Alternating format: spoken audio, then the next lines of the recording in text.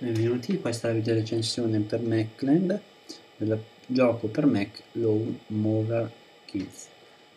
Allora, appena aperto dopo la schermata di caricamento troviamo questa, direi di iniziare, vediamo i credit, torniamo alla schermata principale, poi qui vediamo piano piano tutti i tempi migliori che abbiamo fatto, livello 1 e livello 2 per un totale di 21 livelli.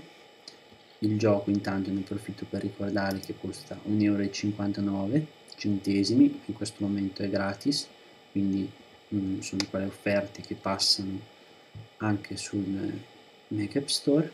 Musica e sound effects, torniamo qui, tutorial, e in 9 passi c'è qualcuno che, questo utente, ci spiega come utilizzare il gioco, che consisterà appunto nel minor tempo possibile di andare a tagliare tutto il giardino a seconda del livello. Ora io direi di partire, facciamo questo, in modo che vediamo contemporaneamente gestire più persone. Piano piano partite da 1, poi 2 e poi salite.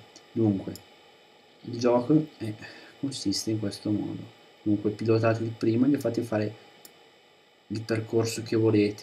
La stessa cosa vale per il secondo.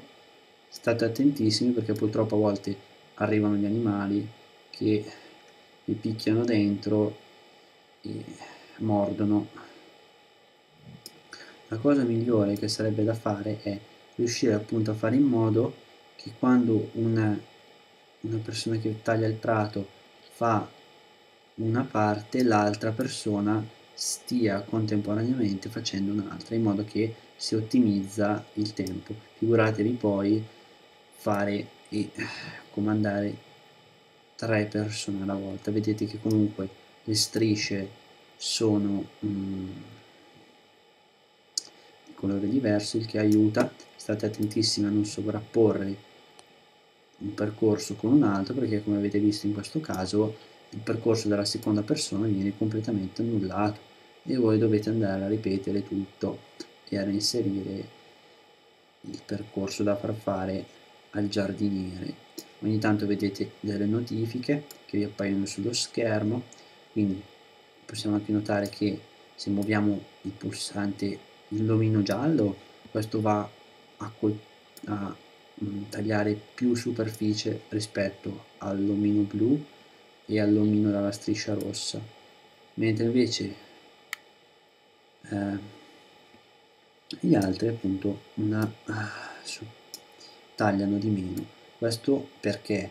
Perché evidentemente l'omino che fa la striscia gialla è pensato per un taglio del giardino più veloce, mentre invece l'omino che fa la striscia blu e la striscia rossa è pensato per un taglio di rifinitura, quindi i bordi, i dettagli. Fate attenzione anche a non andare contro i cespugli, i fiori. Questo è stato un esempio di un livello, abbiamo guadagnato la medaglia di bronzo e vabbè, però ci tenevo appunto a farvi vedere un esempio.